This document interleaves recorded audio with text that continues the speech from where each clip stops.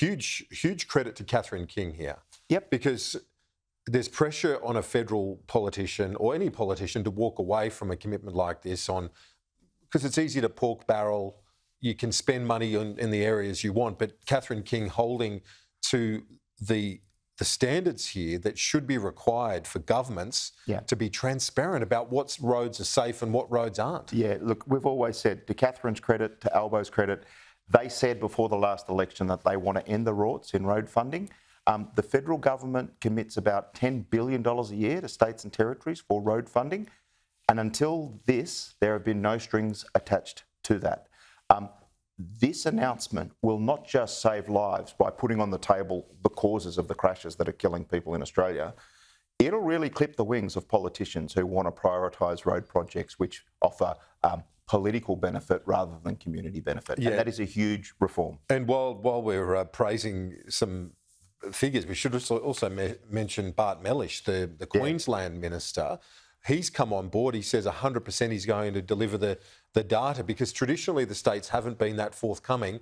The Queensland minister has said, yes, we will give you the numbers. And the reason it's important is for safety, but also if you're on the Bruce Highway or a major arterial and you're stuck in traffic, this data is going to help that sort of thing as well. Yeah, he should be congratulated. He's the first one out of the blocks, and this is a big development. States and territories collect lots of information about the quality of their road network, the causes of crashes, and perhaps most importantly, the effectiveness of their different enforcement regimes. We're talking about every state and territory manages speed or distraction or drink driving differently. They can't all be doing best practice, right? So there are always political sensitivities at state government level about putting this information into the public domain.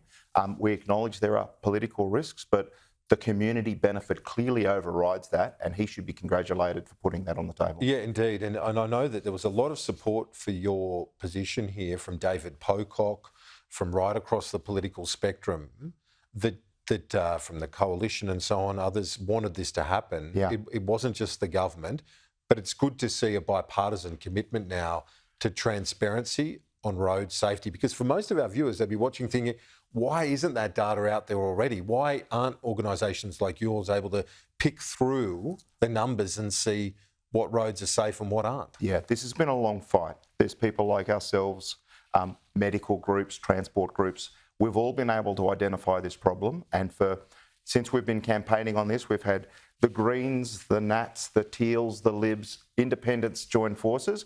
There are political challenges to this, but I think the government should be congratulated for coming to the table yesterday. Yeah, indeed. And as I said, Catherine King, she's had a few issues, with various aviation challenges and so on this year, but for her today, massive credit for agreeing to this deal with the states to make them release the data. Michael Bradley, great to see you. Thanks. Pleasure. Talk to you soon.